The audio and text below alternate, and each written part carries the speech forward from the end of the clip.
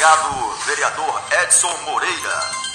Ele que já está no nosso estúdio vai conversar conosco já, aqui dentro do 98 em Foco, nesta tarde de sábado.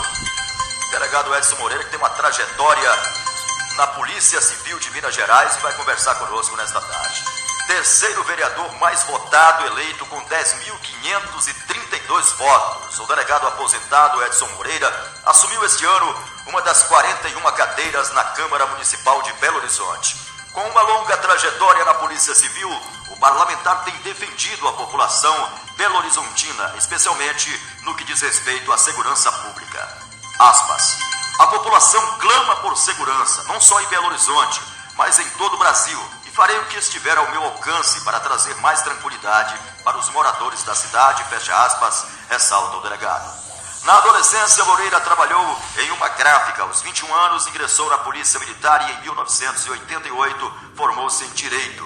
2 anos depois, passou no concurso da Polícia Civil de Minas Gerais, quando se especializou em Estudos e Criminalidade e Segurança Pública pela Universidade Federal de Minas Gerais. Chefiou a Divisão de Operações Especiais, Departamento de Investigações e, mais recentemente, o Departamento de Homicídios e Proteção à Pessoa, onde esteve à frente de investigações de repercussão nacional, como foi os casos do Maníaco de Contagem, Gangue da Degola, Goleiro Bruno, dentre outros. Para o vereador, o Parlamento Municipal representa a base da atuação legislativa por sua proximidade com o povo e as questões que o afetam. Assim, ele justifica uma entrada na política. Aspas. Eu vim para somar, colaborar. Tenho trabalhado muito com a ajuda dos colegas para atender as necessidades e demandas da população, como educação, saúde e lazer, sem deixar de priorizar a questão da segurança pública, fecha aspas, a qual tem se dedicado nos últimos 32 anos. Delegado Edson Moreira, boa tarde, seja bem-vindo à Rádio 98 FM, seja bem-vindo ao município de Unai, mais uma vez. Boa tarde, J. Júnior, boa tarde a todos os ouvintes da Rádio Veredas, aqui de Unai, boa tarde a todos os unaienses, né? Certo. Sendo que Unai significa Rio Escuro, né? No caso que Unai chamou... Unai veio de indígena, né? É uma palavra indígena e significa Rio Escuro. E certo. Unai teve o nome de Rio Preto, foi distrito de Paracatu, tem 78, quase 78 mil de população, Exato. tem 35 mil eleitores. Unai, que já chamou-se também Rio Preto. Exatamente. Então, olha, a nossa pauta de hoje com o delegado Edson Moreira, você pode mandar pergunta pela internet aqui no nosso site, no www.98fmunai.com.br. Você pode mandar sua pergunta aqui, que nós iremos responder aqui. Nossa pauta de hoje é sobre redução da maioridade penal, Estatuto do Desarmamento, Guarda Municipal no Policiamento Ostensivo Preventivo, Drogas e Violência, projetos protocolados na Câmara Municipal de Belo Horizonte. A nossa primeira pergunta, doutor Edson Moreira. Não há como falar com o delegado Edson Moreira e não lembrar do caso do ex-goleiro Bruno, envolvido na morte de Elisa Samúdio. Bruno e o ex-policial Bola foram condenados a 22 anos de prisão.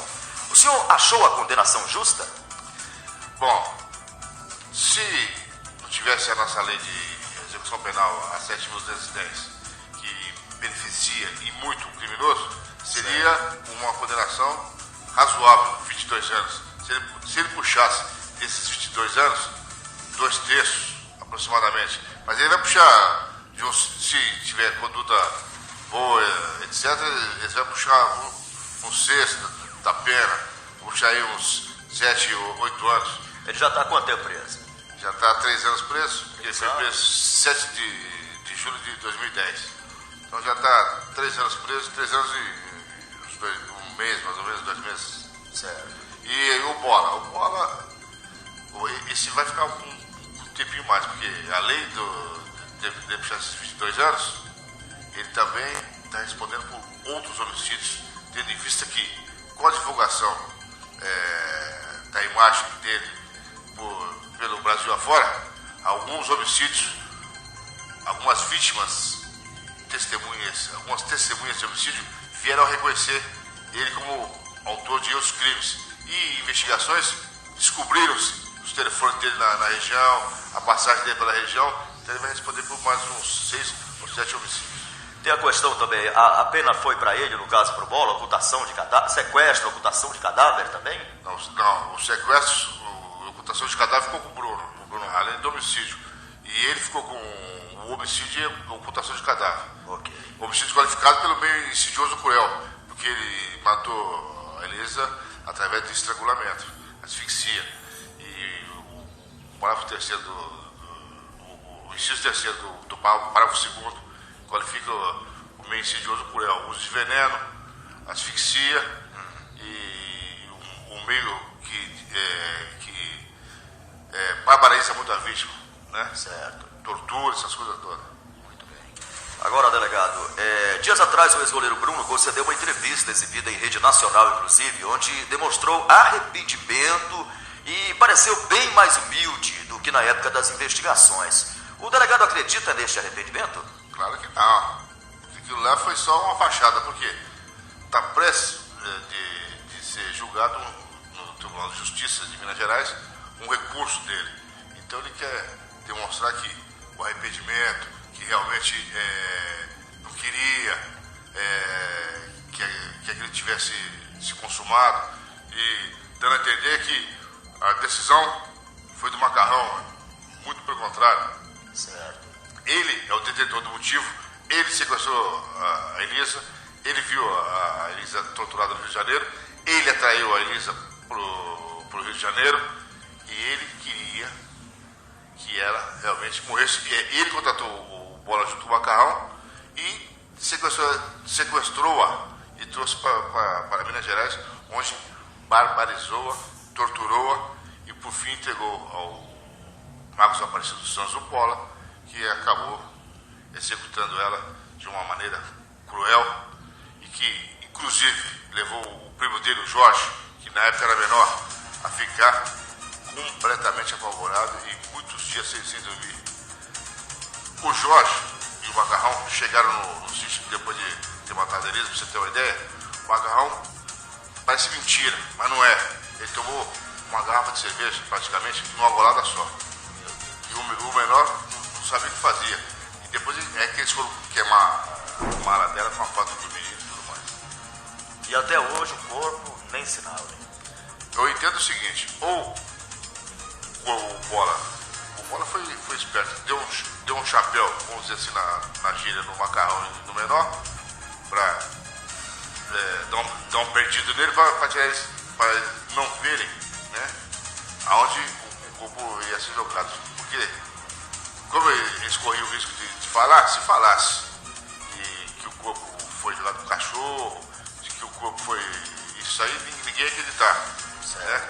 Mas acontece o seguinte, eu e o Dr. Wagner Pinto acreditamos e investigamos e descobrimos isso e colocamos. Com isso, ele levou esse corpo para algum lugar. Ou tem muito mais corpos lá, muito mais restos mortais de outras vítimas, que o Bola já matou, ele matou muita gente, ou então ele consumiu ele no famoso micro-ondas. O que seria esse micro-ondas? Pega a vítima morta, põe ela em pneus, põe óleo diesel, e o óleo diesel dá uma combustão mais demorada e põe fogo. O senhor tem ministrado palestras em diversas cidades do Brasil, como Porto Alegre, Natal, Recife, São Paulo. Além do assunto segurança pública, o tema materialidade delitiva também é muito abordado. O que seria a materialidade delitiva? Perfeito. Eu tive, como eu sou especialista, eu também estudei, ministrei aulas de direito penal e processo penal. Eu entendo desse assunto de materialidade delitiva. Materialidade delitiva é todo o corpo de delito de um crime. Todo crime que deixa vestígios. Por exemplo, vamos supor que o homicídio, no caso, o vestígio do homicídio é o corpo da vítima morto, né? Aquilo lá, aí o médico legista vai lá e faz a autópsia, a necrópsia, né? E vê qual foi a causa que levou à morte. Isso é materialidade.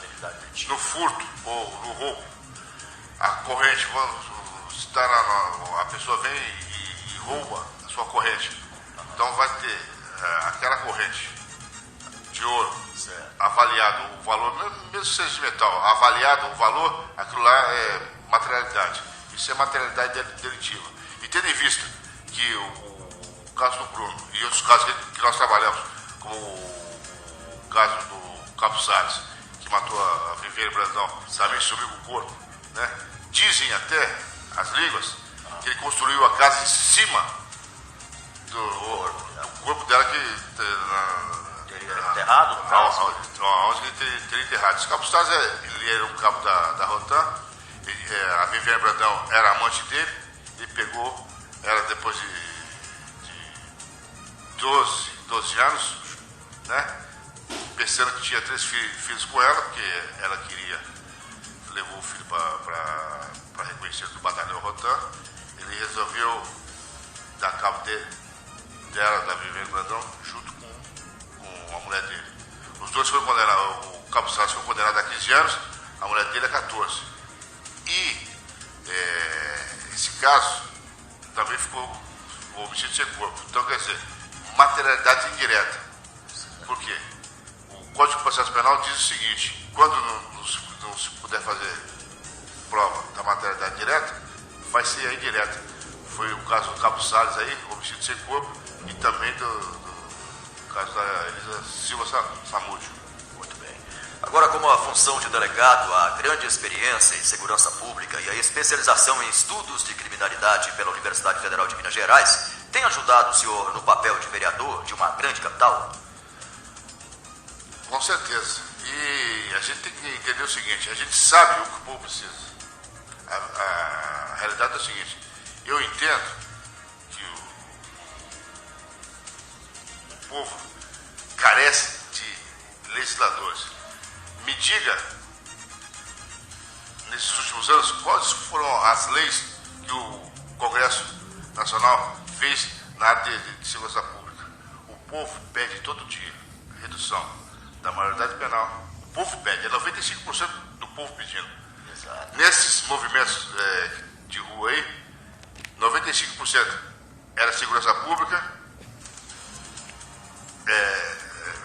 o restante, depois os pedidos, né? Infração, educação e saúde.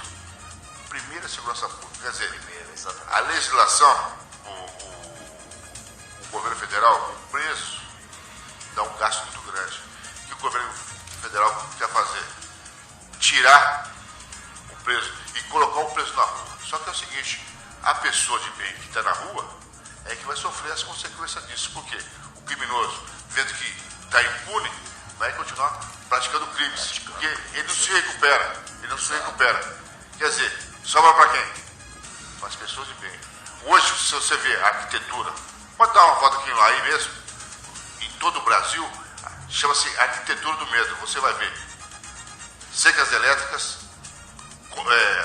arames, muros altos, arames, ofedículos, que são aqueles ferros, cabos de vidro, tudo tentando proteger o lar. Por quê?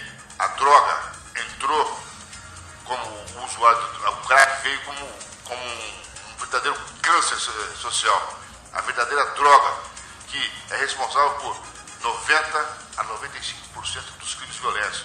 Quer dizer, o governo federal, como o preço é um gasto muito alto, ele quer soltar os preços. Ele faz deixa uma legislação, que é essa lei de execução penal, que leva à impunidade.